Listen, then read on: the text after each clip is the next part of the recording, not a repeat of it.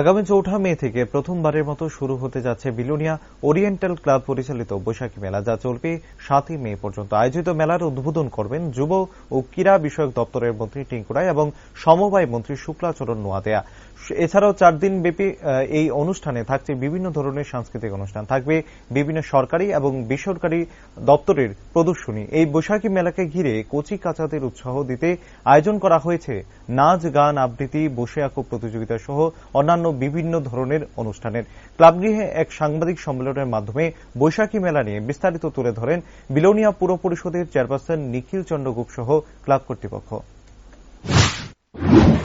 আমি বিলোনিয়া পৌর পরিষদের চেয়ারম্যান হিসাবে আমি বলতে পারি যে বৈশাখী মেলা পেলেই বিলোনিয়ার মানুষ স্বাগত জানাবে তাকে।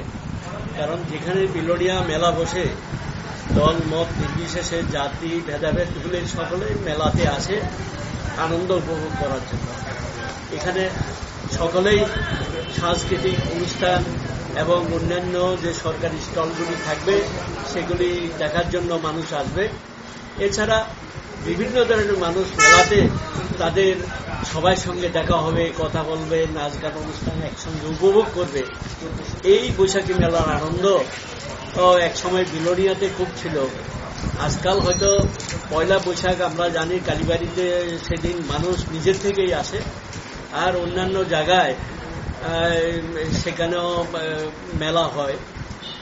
এই বৈশাখী মেলাতেও মানুষকে যে সূচনা আজকে দেওয়া হয়েছে, অবশ্যই মানুষ এই মেলাতে অংশগ্রহণ করে মেলায় আনন্দ উপভোগ করবে এবং এই যে ওরিয়েন্টাল ক্লাবের যে ব্যবস্থাপনা, এই ব্যবস্থাপনার জন্য আমি ওনাদেরকে ধন্যবাদ জানাই